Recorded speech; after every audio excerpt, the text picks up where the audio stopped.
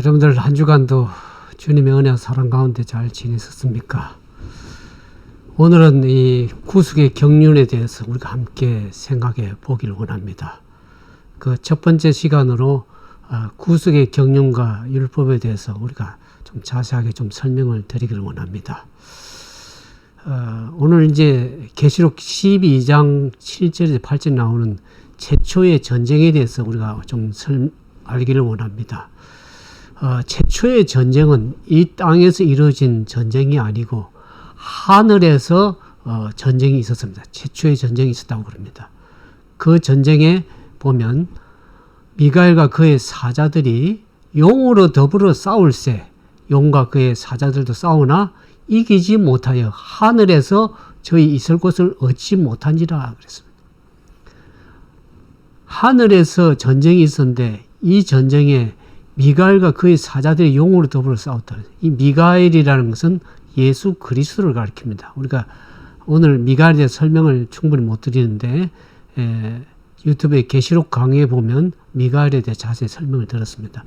이 미가엘, 예수 그리스도와 그의 사자들이 사단 용으로 더불어 싸울 때 용과 그의 사자들이 이기지를 못하고 이 땅으로 쫓겨 내려오게 되었습니다. 근데 왜 이 사단이 예수 그리스도와 더불어서 싸우려고 했는가? 그 사단이 싸우는 그 이유, 그 동기가 뭔지를 우리가 좀 제대로 알아야 됩니다. 사실 이 예수 그리스도 사단 간의 대쟁투의 싸움은 사실 예수 그리스도 창조주 하나님과 사단인 피조물과의 싸움은, 물리적인 싸움은 도저히 싸울 수가 없습니다. 예수께서 말씀으로 사단을 얼마든지 패할 수 있었겠지만 왜 이 피조물과 사단과의 싸움에서 물리적인 싸움이 아니고 어떤 싸움인지를 우리가 좀 알아야 됩니다. 왜 사단이 예수가 더불어 싸우려고 했는지 그 이유를 좀 우리가 좀 살펴보기를 원합니다.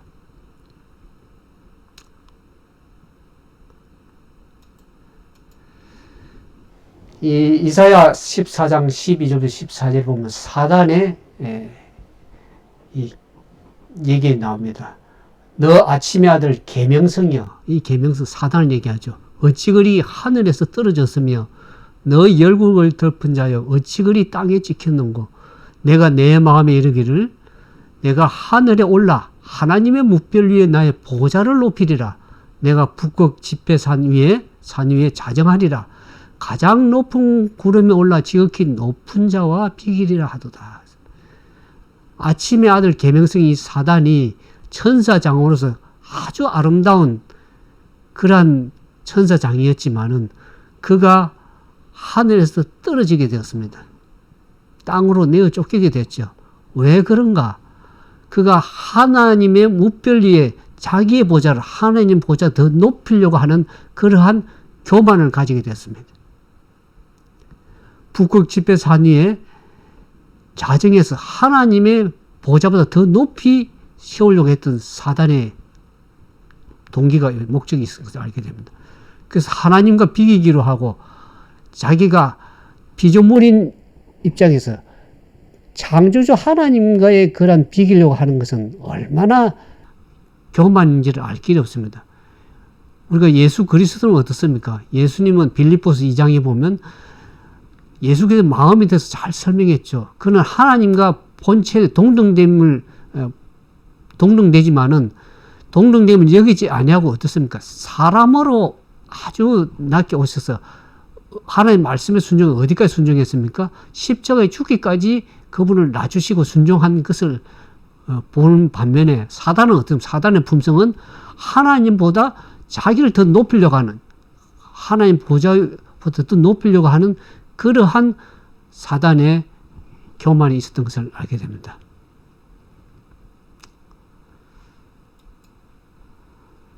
그래서 이 선악과 대적 최초의 전쟁인 이 전쟁은 무엇에 관한 전쟁이에요? 물리적인 전쟁으로서는 도저히 피조물이 하나님을 대적해서 이길 수가 없습니다. 게임이 되지가 않는 것이죠. 그런데 불구하고 최초의 전쟁은 법적 전쟁이었습니다. 사단이 시도하는 것은 하나님의 율법에 관한 것이었습니다. 사단은 하나님이 불공평하시며 그분의 율법에 결함이 있고 우주의 행복을 위하여 그것을 변경할 필요가 있다고 그것을 증명해서 애써왔습니다. 그래서 하나님의 그 율법을 공격함으로써 그는 율법의 제정자의 권위를 뒤엎으려고 그렇게 했습니다. 그러니까 물리적으로는 도저히 될 수가 없기 때문에 법적인 전쟁, 하나님의 율법이 불공평한 결함이 있다고 주장하면서 그것이 만약 증명이 되면 어떡합니까? 하나님의 율법에 결함이 있으면 하나님 자신이 결함이 있는 것이 되고 결국 결함이 있는 것이 증명이 되면 어떡합니까? 사단도 물론 피조물이지만 지혜와 총명에 있어서 하나님만큼의 그런 존경을 받게 되는 것입니다. 피조물로부터. 그래서 그 율법의 결함이 있어서 변경해야 된다고 율법에 대해서 전쟁을 걸어왔습니다. 그러니까 최초의 전쟁은 원리적인 전쟁이 아니고 율법 전쟁이라는 것을 우리가 알게 되는 것입니다.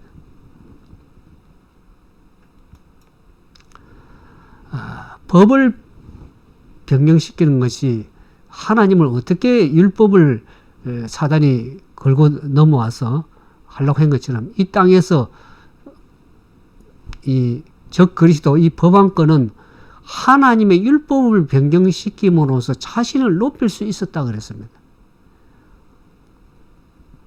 그리고 누구든지 이와 같이 변경된 율법인 것을 알면서도 그걸 준수하냐면 그 율법을 변경시킨 자에게 최상의 영광을 돌렸습니다. 왜 그렇게 되는가? 하나님의 율법을 변경시키고자 한 시도가 있었습니다. 우리 다니엘서 7장 25절에 보면 적 그리스도의 법안권이 때와 법을 변경시키고자 했습니다. 하나님의 율법의 계명의 10계명을 변경시키고자 했고 그 때 안식일을 주일로 변경시키는 넷째 계명을 변경시켰습니다. 하나님의 10계명을 변경시키고 하나님의 때인 안식일을 변경시켜 버렸습니다. 그러니까 그것을 법안권이 교회의 권위로서 하나님의 법을 변경시킴으로 해서 자신을 하나님보다 높일 수 있었다는 겁니다. 하나님과 동등되게 대적할 수 있는 그러한 권위를 가지고 있는 것처럼 그렇게 해서 자신을 높일 수 있었던 것입니다. 근데 우리가 오늘 많은 사람들이 율법에 대해서 참 오해를 많이 하고 있습니다. 우리가 마태복음 5장에 보면 예수님께서 왜 십자가에 하늘에서 그냥 모든 죄를 사했다고 하고 십자가에 달려 돌아가서 죽을 필요가 없었는데 왜 이 땅에 인간으로 오셔서 십자가에 죽으셔야만 한가? 하나님의 율법은 변경할 수가 없고 폐할 수 없는 것입니다. 마태복음 여러분들 5장에 보시면 내가 누누이 자주 말씀을 드렸습니다. 마태복음 5장 이 말씀을 읽으면서 사람들이 율법에 대해서 이해를 잘 못하고 있는 것 같습니다. 마태복음 5장 17절부터 19절에 내가 예수님이 얘기를 합니다. 내가 예수님이 얘기하는 것이죠. 율법이나 선지자나 폐하러 온 줄로 생각하지 말라. 폐하러 온 것이 아니고 완전케 하라고 했다. 완전케 하기 위해서 율법을 폐할 수 없기 때문에 완전케 하기 위해서 하나님이 하신 그 말씀을 폐할 수가 없기 때문에 자신이 십자가에 들어서 죄를 범한 사람은 어떡합니까? 범죄한 영혼은 죽으리라. 죄의 삭서서 사망이라고 해서 대신 죽어야 되는 것입니다. 그래서 예수님께서 그 죄를 대속하기 위해서 십자가에 죽으시기 위해서 이 땅에 인간을 오셨습니다. 그러니까 그분이 율법이나 선지자 폐하러 온 것이 아니고 폐하러 온 것이 아니라 완전하게 지키기 위해서 십자가에 죽으시기 위해서 오신 것입니다. 진실로 너에게 이르노니 천지가 없어지기 전에는 율법의 1.1핵이라도 반드시 없어지지 않고 다 이루리라고 했습니다. 율법이 폐해지는 것이 아니고 율법의 1.1핵이라도 어떡합니까? 반드시 없어지지 못 다 이루는 것입니다. 이 말씀을 보면서도 왜 사람들이 율법에 대해서 오해를 하는지 참 알 길이 없습니다. 성경을 보면서도 잘못 선입 개념이 되어 있기 때문에 이 성경책을 보고도 생각을 못하는 것입니다. 눈이 가려가지고 보지 못하는 것이죠. 그럼 19절에 누구든지 그러므로 누구든지 이 계명 중에 지극히 작은 자 하나님의 율법의 계명 중에 10계명을 폐한 것이 아닙니다. 계명 중에 지극히 작은 것 하나라도 버리고 그같이 사람을 가르치는 자는 천국에서 지극히 작다 일컬음을 받을 것이요 누구든지 이를 행하며 가르치는 자는 천국에서 크다 일컬음을 받을. 하나님의 10계명이 피할 수가 없는 계명입니다. 하나님 말씀 가운데. 우리가 율법 가운데 폐했다고 하는 것은 이스라엘 백성들의 민법, 이스라엘 백성들의 절기라는 그 절기 안식일, 이스라엘 당시에 지켰던 그 절기를 그 이스라엘 민법 같은 것이 폐한 것이지 하나님의 말씀이 변경된 걸 폐할 수 없는 것입니다. 그래서 누구든지 이와 같이 변경된 율법인 것을 알면서도 그것을 준수하는 자는 그 율법을 변경시킨 자에게 세상의 영광을 돌리는 셈이 되는 것입니다. 법안권이 하나님의 때와 법을 변경시켰습니다. 즉 그리스도가 하나님의 10계명을 두 번째 계명을 나누고 또 9번째 계명을 10계명 둘로 나눠가 10계명을 변경시켜 버렸습니다. 그들이 우상을 많이 형상을 섬기기 때문에 형상을 만들지 말라는 계명을 없애고 변경시켰고 또 법을 변경시킨 것은 하나님의 넷째 계명 10계명의 중심에 있는 안식일 계명을 변경시켰습니다. 그것을 알면서도 우리가 그 변경시킨 자에게 그것을 그대로 준수하는 것은 그것은 율법을 변경시킨 그 사람에게 세상의 영광을 돌리게 되는 것입니다.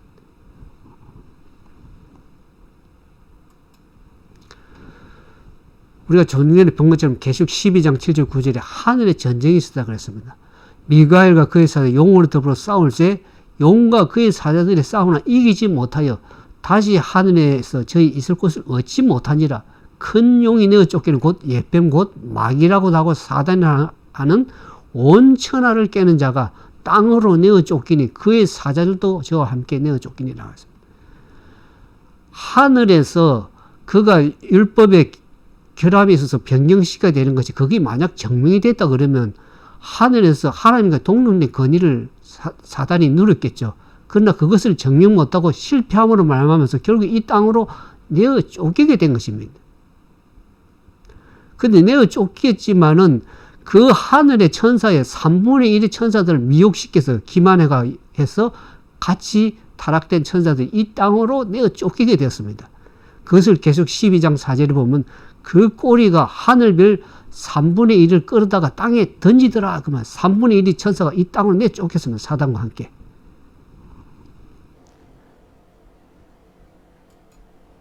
그래서 여기 보면 하늘에서 대쟁투가 시작해서 시초부터 하나님의 율법을 전복시키는 것이 사단의 목적이 되어 왔다고 그랬습니다. 자기의 권위를 높이기 위해서 하나님의 율법에 전복시켜서 그것을 하나님보다 보좌 위에 자기 보좌를 높이기 위해서 그 율법을 전복시키려 한 것이 사단의 목적이 동일하는 것을 알게 됩니다. 그 사단은 이 일을 성취하기 위해 창조주를 반역해요. 하나님께 충성하는 것 같이 하면서도 은밀하게 창조주를 반역하면서 천사들을 다 미혹시켜 불평을 일으키고 하나님 율법에 변경해야 된다는 그런 불만을 터뜨리게 해서 결국 천사의 3분의 1을 미혹하게 했습니다. 그는 하늘에서 쫓겨났지만 하늘에서 쫓겨나서 결국 어디로 왔습니까? 이 땅에 이 세상에 쫓겨나서 그 싸움을 여전히 동일한 싸움을 이 땅에서 하고 있는 것입니다. 그래서 온 인류를 기만해 가지고 하나님의 율법을 범하게 하는 것이 그의 목적인 것입니다. 꾸준하게. 그래서 하늘의 전쟁이 이 땅에서의 선악간의 대쟁투, 영적 대쟁투에서 사단과의 싸움에서 사단은 하나님의 법을 범하게 하는 것이 사단의 목적이었습니다. 그래서 이 땅에 내려와서 누굴 미혹했습니까? 아담과 하와를 범죄하게 했습니다. 아담과 하와가 존재했던 에덴 동산의 율법은 무엇이 율법이었습니까?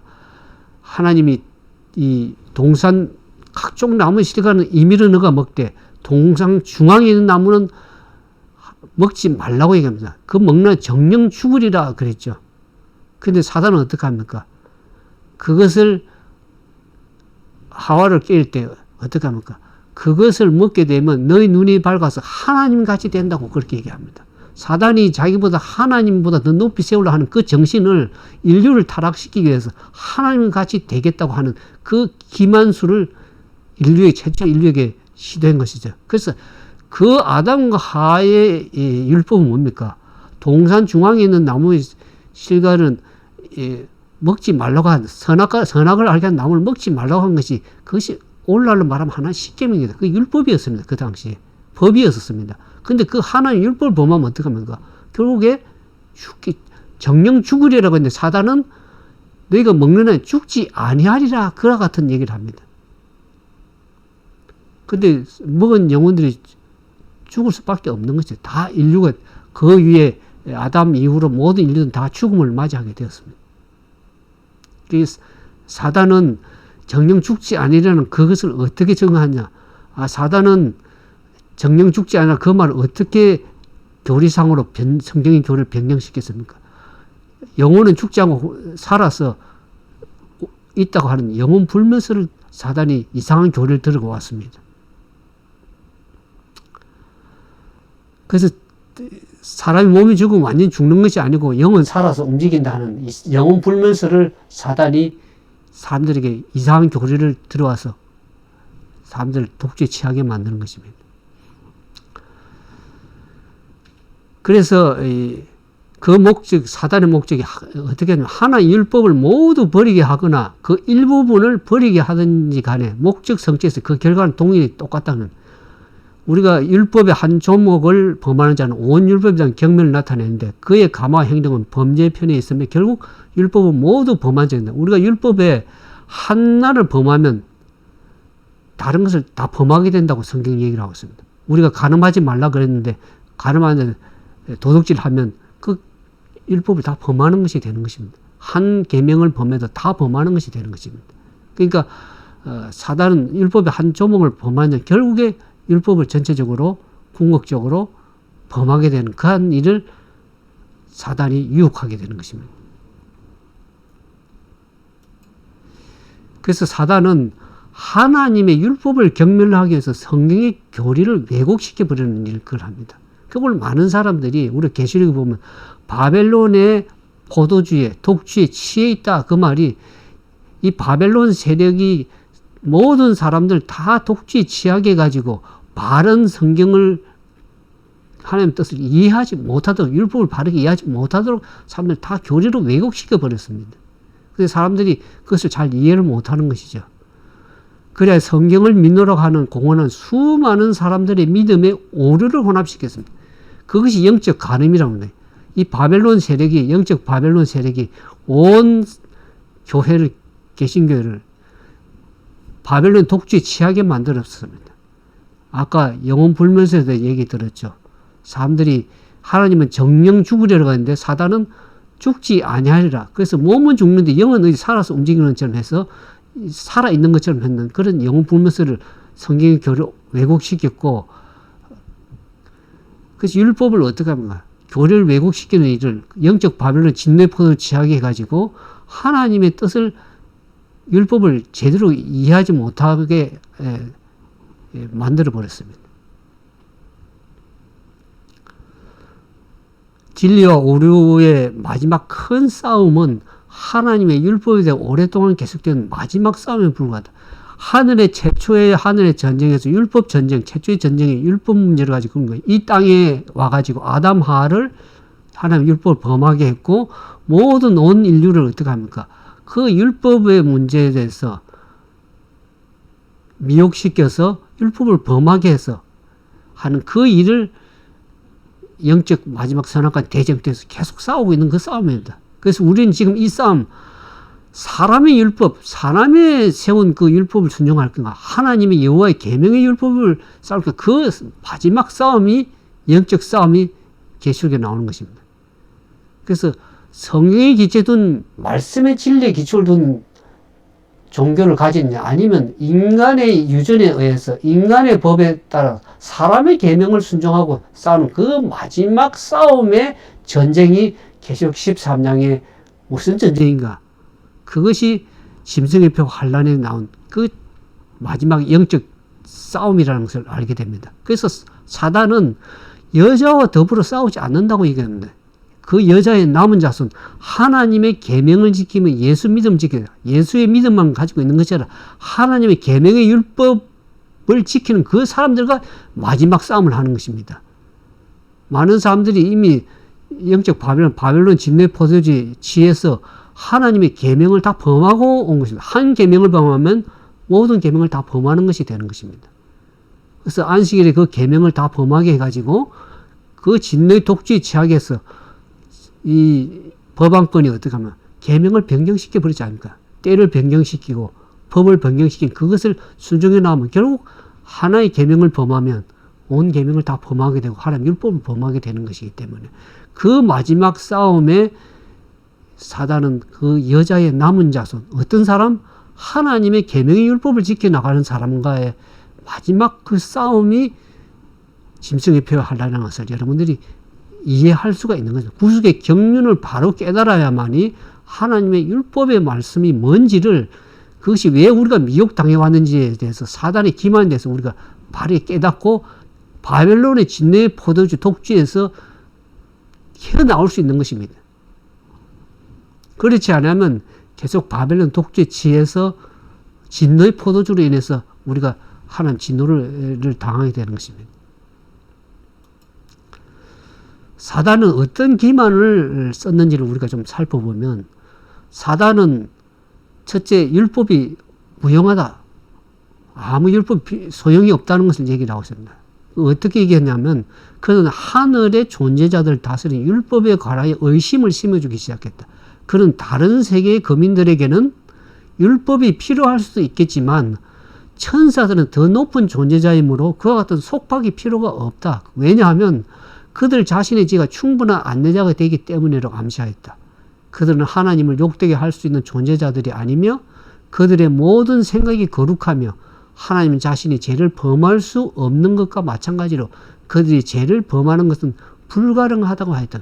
그러니까 하늘의 지적 존재자들, 천사들은 그들이 거룩하기 때문에 죄를 범할 수가 없다. 하나님이 거룩한 것처럼 천사들도 거룩하기 때문에 다른 존재자들에게는 율법이 필요하겠지만 자신들에게는 율법이 필요 없다고 그랬어요.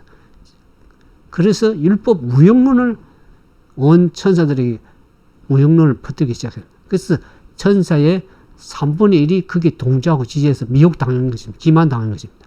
그 사단의 첫 번째 기만입니다. 그 두 번째 기만을 보면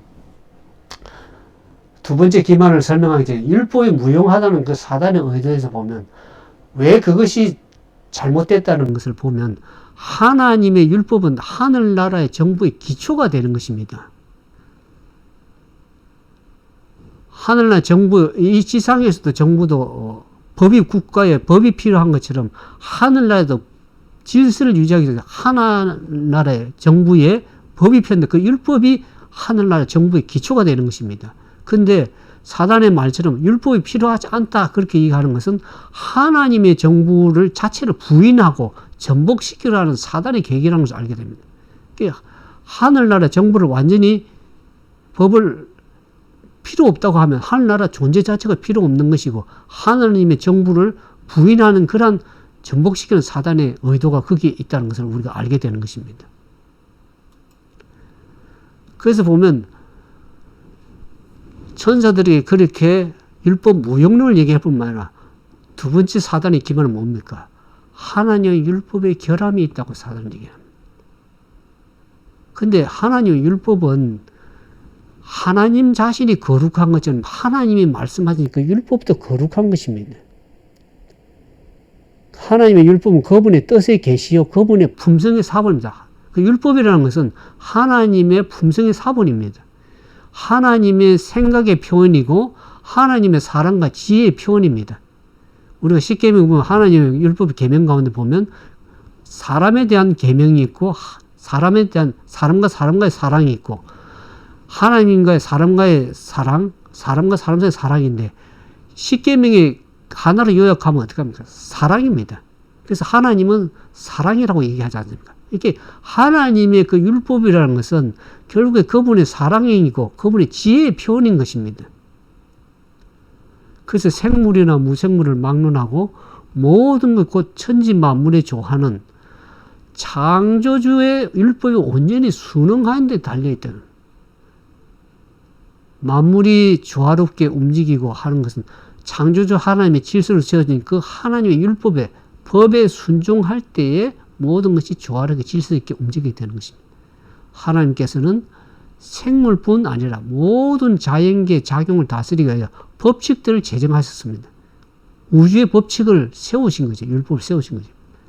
그래서 만물은 무시할 수 없는 그런 철칙 아래에서 다 움직임. 태양도 동일하게 동에서 서로 뜨고 아침이 되면 해가 뜨고 그렇게 모든 만물의 질서를 세운 것처럼 인간에게도 모든 피조물들에게 그 질서를 하나님 법칙에 순종해서 조화롭게 할 수 있도록 하나님의 법을 세우신 것입니다. 그래서 하나님의 율법, 그것은 사랑의 율법인데 그것은 하나님의 품성의 표현이요 마음의 표현입니다. 그러므로 사단이 율법의 결함이 있다고 주장합니다. 하나님의 품성의 결함이 있다고 하는 것과 동일한 얘기입니다. 이것이 얼마나 사단의 무서운 기만인 것을 우리가 알게 됩니다. 율법의 결함이 있어서 그것을 변경시켜야 된다 그러면 하나님이 자신이 품성이 잘못됐고 그분이 결함이 있기 때문에 하나님 품성이 결함이 있기 때문에 그 법을 변경시켜야 되는 그렇기 때문에 하나님 정부를 전복시켜 변경시키려고 하는 사단의 무서운 기만이라는 것을 우리가 반드시 깨달아 알아야 될 것입니다. 하나님의 율법은 하나님의 품성의 표현인 것과 또한 그들이 그 율법의 원칙을 마음속에 받아들일 때에 하나님의 형상이 그들의 심령에 새겨지게 되는 것입니다. 우리가 우리의 심령을 어떻게 합니까? 사단에게 우리 의지를 완전히 굴복시켜서 결국 사단의 정신이 들어오게 됐는데 우리가 하나님의 율법의 원칙으로 다시 순종하고 마음속에 받아들이고 그 율법에 순종하게 될 때 어떻게 하면 하나님의 형상이 우리 속에 새겨지게 됩니다. 우리 지금 사단의 형상이 우리 속에 새겨집니다. 아담 이후로부터 제 형상이 시작된 것, 그것을 하나님께서 다시 회복시키기를 원해서 예수님께 이 땅에 오셨습니다. 그래서 그 율법의 원칙을 우리가 어떻게 받아들이냐에 따라서 우리의 형상이 하나님의 형상으로 변화되고 하나님의 형상이 우리 속에 새겨진다는 것을 반드시 깨달아야 할까요? 왜냐하면 그 율법은 하나님의 품성의 표현이고 마음의 표현이고 생각의 표현이고 사랑의 율법이기 때문에 우리 속에 사랑이 심겨지게 되는 것입니다. 그래서 그 사랑의 율법을 받은 사람들은 어떻게 합니까? 하나님의 계명에 순종할 수 있게 되는 것입니다. 사단은 하나님의 율법을 순종할 수 없다는 사단의 의도가 무엇인가? 사단은 사람이 하나님의 계명을 지킬 수 없다고 그렇게 주장을 합니다. 그런데 우리 자신의 힘으로는 하나님의 계명을 지킬 수 없는 것이 사실입니다. 그러나 예수 그리스도께서 사람의 형상으로 취해서 이 땅에 오셔서 당신의 완전한 하나님께 대한 순종을 통해서 말씀에 대한 완전한 순종을 통해서 신성과 인성이 연합할 때에 하나님의 모든 법들을 지킬 수 있다는 것을 증명을 하셨습니다. 예수님께서 왜 인간으로 오셨는가? 아담과 하가 인간으로서 패배한 그곳에 예수 그리스도 인간으로서 모든 것을 하나님이 순종할 수 있다는 것을 몸소 모본으로 보여주셔야 되기 때문에 그렇습니다. 사단이 만약 하나님이 신성만을 가지고 와가지고 자기 행했다 그러면 저기는 하나님의 아들이니까 지켰지, 그렇게 이제 사단은 또 주장을 하는 것입니다. 그래서 인간으로 철저하게 타락된 인간의 연약한 몸으로 오셔가지고 하나님의 법을 온전히 순종하신 분이 예수 그리스도십니다. 그래서 신성과 인성이 연합될 때 하나님의 모든 법들을 지킬 수 있다는 것이 로마서 8장에 보면 나옵니다. 우리가 육신의 법에 있지 않고 생명과 성령의 법에 지배를 받을 때 하나님의 말씀에 순종할 수 있음을 로마서 사도 바울은 얘기를 하고 있습니다. 로마서 8장에 보겠습니다. 8장 2절은 이는 그리스도 예수 안에 있는 생명의 성령의 법이 죄와 사망의 법에서 너를 해방시켰습니다. 율법이 육신으로 말미암아 연약하여 할 수 없는 그것을 하나님은 하시나니 하나님은 어떻게 하신다고요? 곧 죄를 인하여 자기 아들을 죄 있는 육신의 모양으로 보내서 육신의 죄를 정하사 육신을 쫓지 않고 그 영을 성령을 쫓아서 행하는 우리에게 그 율법의 요구를 이루어지게 하기 위해서입니다. 율법을 무조건 피하려고 하는 것이 아니고 율법의 요구를 분명히 하나님 말씀하시 이루어야 되는데 어떻게 이루십니까? 육신으로 연약할 수 없는 것을 이제 예수님께서 그 예수님을 바라보면서 성령의 생명의 능력의 법으로 성령을 쫓아 행하는 이들에게 그 율법을 순종해서 이룰 수 있는 그 예수 그리스도의 모범을 보여주셔서 그 예수님의 모범을 통해서 성령의 능력으로 율법을 순종할 수 있도록 그렇게 우리에게 성령의 보혜사를 보내주셔서 예수님이 순종하신 것처럼 우리도 성령할 수 있음을 성령께서 도와주시는 것입니다. 많은 사람들이 어떻게 이 로마서를 이해하고 있냐면 자신은 도저히 할 수 없어 법을 지킬 수 없다고 얘기합니다. 그래서 사람들이 율법을 폐했다고 하는 이유가 율법을 순종하기 싫어서인 것입니다. 율법을 순종 안 하려고 하는 것이지. 그러니까 예수님께서는 하나님께 율법을 요구를 이루기 위해서 예수님께 이 땅에 오셨고 그 모범을 보여주셨고 그것을 통해서 우리도 성령의 능력을 힘입어서 성령을 쫓아서 행하는 우리에게 율법의 요구를 이루기 위해서 그 순종할 수 있음을 우리에게 보여주신 것입니다. 근데 많은 사람들이 이것을 잘못 이해하고 있는 것입니다. 성경을 잘못 이해하고 있는 것입니다. 사단의 의도는 뭡니까? 그러니까 계명을 지킬 수 없다. 사단은 그렇게 얘기를 하죠. 그러나 예수님께서는 온전한 모범을 통해서 우리에게 하나님 법들을 지킬 수 있다. 성리할 수 있음을 우리에게 보여주셨습니다. 하나님께서는 모든 사람이 순종할 수 없는 계명은 하나도 주시지 않으셨다 그랬습니다. 순종할 수 없는 계명을 주가 너희가 지켜라 그러면 그거는 하나님이 잘못된 것이죠. 하나님의 율법은 불합리하거나 이기적인 제한을 인정하지 않는 거예요.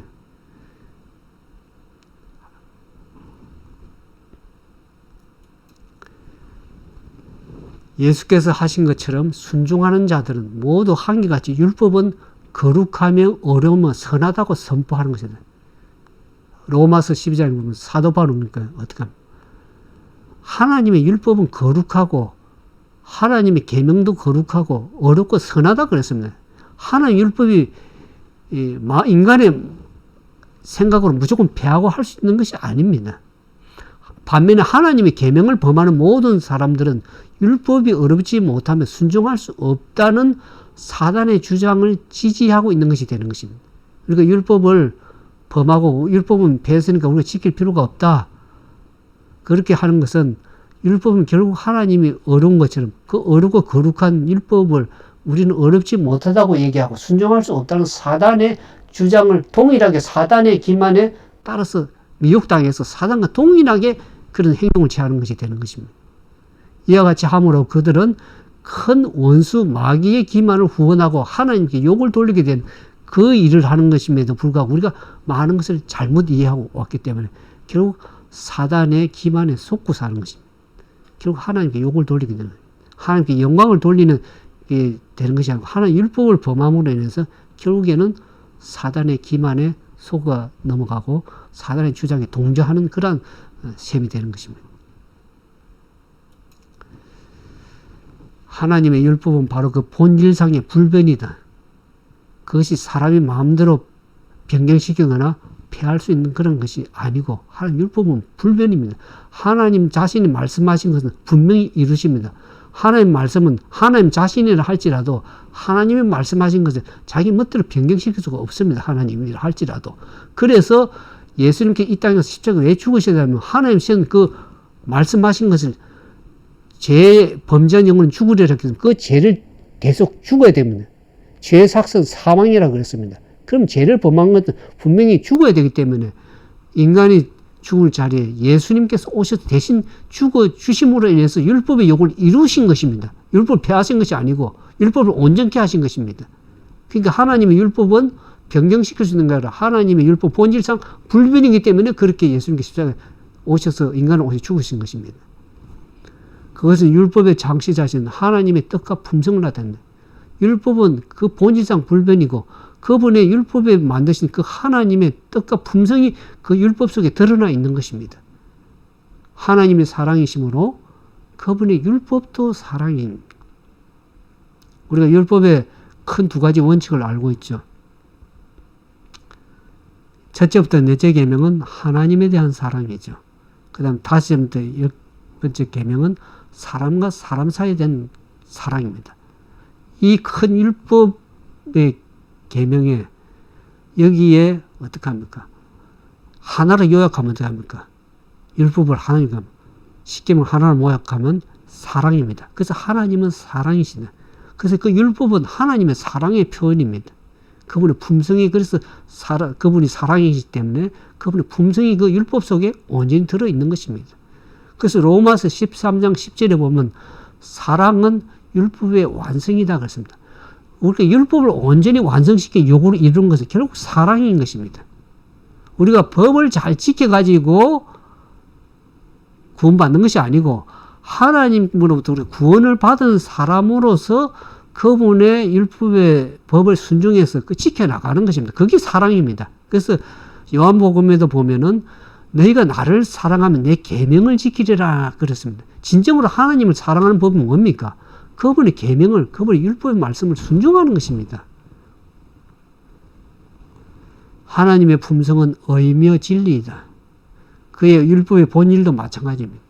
하나님의 품성이 의롭고 진리인 것처럼 율법의 본질도 어려운 것이고 진리인 것입니다. 시편 기자는 시편 119편 141, 172절에 시편 기자가 그렇게 얘기합니다. 주의 법은 진리로서이다. 하나님의 율법의 법은 어려울 뿐만 아니라 진리가 되는 것입니다. 주의 모든 계명이 어렵다고 시편 기자는 얘기를 하고 있습니다. 하나님 율법 계명은 모든 건 진리고 어려운 것입니다. 그래서 그 율법 계명을 순종하게 될 때 우리의 그게 하나님의 형상이 우리 속에 실현되는 것입니다. 우리도 그 계명에 따라서 어려운 사람으로서 하나님의 계명을 순종해 지켜나가는 사람들이 되는 것입니다. 그래서 그 계명을 지켜나가는 거죠. 그분을 진정으로 사랑하기 때문에 계명을 지켰냐. 계명을 지켜서 우리가 구원받는 것이 아니고 구원받은 자로서의 하나님의 법을 하나님을 사랑하기 때문에 자동적으로 하나님을 사랑하는 사람은 그 품성으로서 계명을 순종해 나갈 수 있는 사람이 되는 것입니다. 사도 바울은 로마서 7장 12절에 율법도 거룩하며 계명도 거룩하며 어렵고 선하다 그랬습니다. 하나님의 율법과 계명이 얼마나 어렵고 선한 것입니까? 그래서 많은 사람들이 율법의 의미를 잘못 이해하고 있기 때문에 사단의 기만에 쏟고 사는 것입니다. 이와 같이 율법은 하나님의 마음과 뜻의 표현이므로 그 창시자와 같이 영구적인 것이 되어야 된다. 그 불변인 것입니다.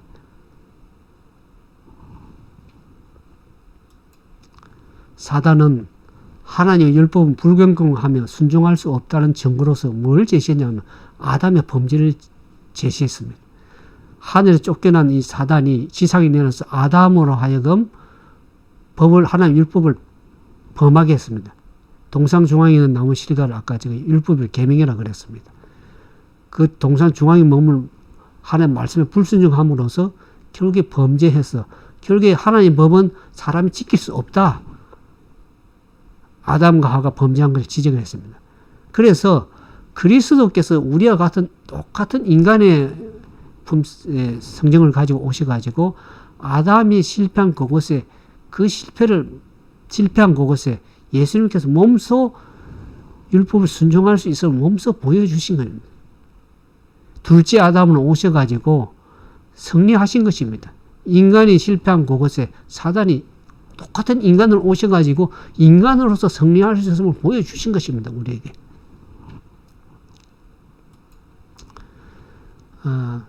그래서 이 사단은 이 범죄한 영혼은 결국 죽으리라 그러면서 율법을 어떻게 얘기했냐면 범죄한 영혼은 죽는데 그러면 하나님 법을 세워가지고 아담 하와가 이제 범죄한 영혼을 죽게 되었습니다. 그러면 공의는 서지만은 하나님의 자비는 뭡니까? 범죄한 영혼을 그냥 죽게 내버려 두고 범죄했으니까 죽게 내버려 두면 그건 하나님은 사랑이 하나님이 아니다. 그래서 율법은 그래서 결함이 있다고 얘기를 하는 것입니다. 근데 하나님 보좌에 계신 율법의 속성은 뭡니까? 거기에 자비와 공의가 함께 섞여 있는 것입니다.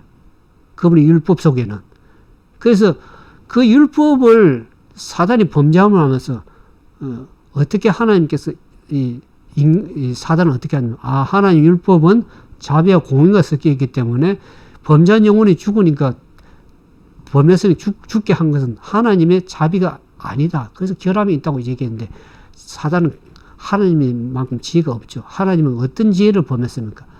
범죄한 영혼을 죽게 한 제사상 죽음이라는 그 하나님의 율법의 속성이 공의를 또 세워야 하고, 범죄한 영혼을 그냥 죽게 내버리는 것이 아니라 다시 살리게 하는 사랑의 하나님인 것을, 자비를 함께 보여줄 수 있는 것이 어디입니까? 예수님께서 이 땅에 오실 수밖에 없는, 그것이 이 타락한 인류는 하늘에서 평화의 의논이 있었다고 얘기를 합니다. 스가랴서 6장 13절에 나오는데, 평화의 의논이 하늘에서 있었습니다. 인간이 범죄한 그 영혼을 죽게 내버려 두는 것이 하나님의 자비가 아니고, 그 영혼을 어떻게 살립니까? 하나님의 공의도 세우고 죄삭선 사망 죽음을 하나님 자신만이 그것을 속할 수 있습니다. 범법한 영혼은 인간은 대신 쓸 수 있습니다. 그 법을 창시하던 하나님이 죽을 수밖에 없는 것입니다. 그 법을 세운 그 사람이 대신 십자가에 죽으심으로 말미암아서 인간은 그 죄에서 구속하시기로 한 평화의 의원, 복음을 선언하신 것입니다. 예수님께 십자가 달려 죽으심으로써 그 대속을 이루심으로 말미암아서 인류를 구원하고, 하나님은 법도 세우고 공의도 세우고 자비도 세울 수 있는 그 자비와 공의가 어디서 십자가에서 가장 잘 드러나신 것입니다. 그 창세기 3장 15절에 보면, 내가 너로 여자와 원수가 되게 하고 너의 후손도 여자의 원수가 되게 하려니 여자의 후손은 내 머리를 상하게 할 것이 너는 그의 발꿈치를 상하게 할. 예수님께서 여자의 후손을 오셔가지고 사단의 원수, 후손인 사단과의 마지막 전투에서 십자가에서 사단의 머리를 깨부수고 예수님께 십자가에 죽으시는 말만 사단을 패하게 한 것입니다.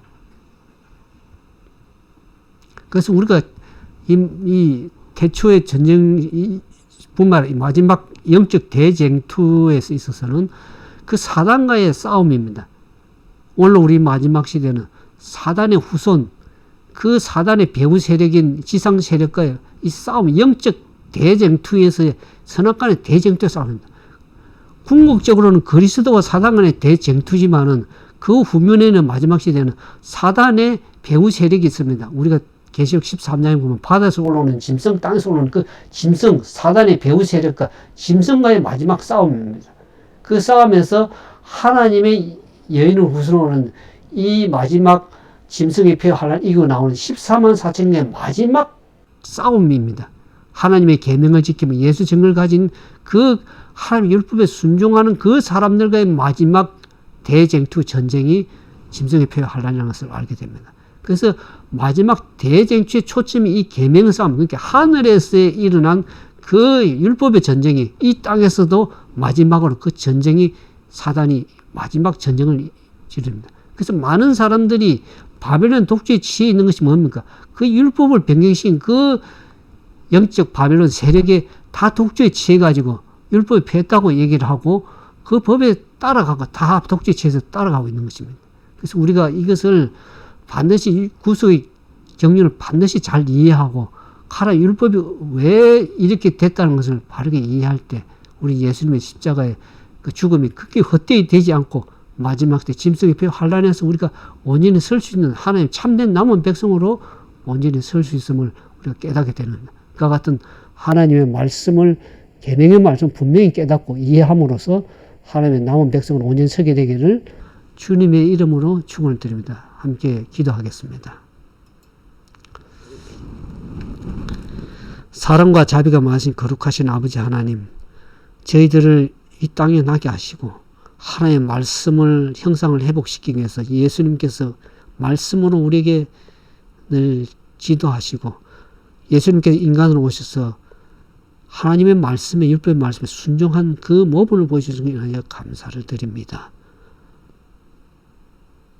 우리가 그동안 잘못 이해하고 잘못 깨달아와서 율법과 계명을 범해왔다 그러면 오늘 하나님의 말씀에 다시 한번 경각심을 가지고 그분의 형상을 회복시키기 위해서 어떻게 우리가 하나님의 법을 다시 세우는 그러한 사람이 될 수 있을지 우리를 성령께서 깨우쳐 주시고 인도해 주셔서 사단에 미혹되지 않고 마지막 시대에 사단이 범하고자 하고 모든 사람을 율법에 범하게 해서 모든 사람이 다 사단에 굴복하게 하는 이 시대에 우리가 온전하게 하나님의 계명에 순종하고 그 뜻을 온전히 깨달아 알아서 남은 자로서 온전한 사명을 감당하는 하나님의 참된 백성으로 설 수 있도록 우리 모두에게 함께 해주시기를 온전히 바라며, 우리에게 그동안 알지 못하고 깨닫지 못해서 잘못 미혹당한 그것들을 다시 한번 회복시키셔서 하나님의 말씀으로 회복되고 그분의 법을 세워나가는 하나님 참된 백성 다 되도록 도와주시기를 우리 구주 예수님 이름으로 감사하며 간절히 기도드리옵나이다. 아멘. 감사합니다.